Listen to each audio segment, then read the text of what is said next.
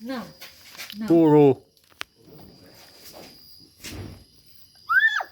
Será que gurou? Eu não vou lá. Eu não vou, não. Espero que ele vai pegando. Tá pegado.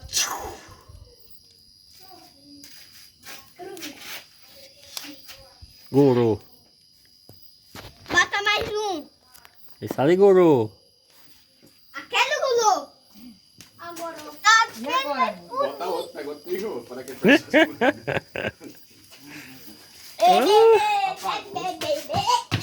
Não é porque não vale, não é porque como ele queimou o pavio. Vocês quiserem, vão buscar um pau de lenha ou dois e botar aí pra pegar, porque esse burico ela vai se apagar, viu? É. Peraí, deixa eu pegar um pouquinho. Ela é de lenha verde, ficha. Ela é ficha, ela vai durar. Vai. Cada bala. Mesmo. Olha. Esse bicho corre. Oi. Não, Corre. não, amor. Ele só vai subir pro céu. Ele só vai subir pro céu. Mas não tem perigo deles vir pra aqui, não? Depende, se o tijolo cair, aí ele vai em outra direção. Senta aqui, mamãe. Não é trouxa, papai. Tá com medo. Não, mamãe. Não, não é filho meu, não. O Thiago não vai pegar, não, é? Corre. Agora vai. Agora sai. Ih, não. Tira daqui. Tira aí da cadeira. Cadeira aqui, Gabriel.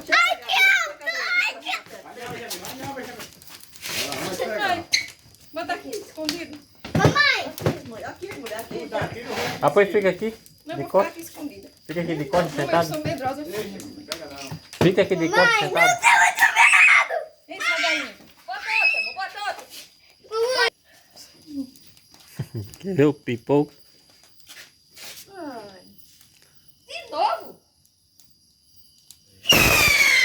Vai. Vai. Não vou explodir, explode. Eu não tenho medo, não. Isso aí foi bem pouquinho. Outro. Bota mais outro. Um foguetão. Mamãe, eu não tenho medo. Vou ficar com medo, tá? Eu vou ficar no celular. Vou ficar com a minha Ana Maria. Vou falar, em pé de casa. Se subir pra cá, vai bater a cabeça. Não explode o juízo. Quer ver o pipoco?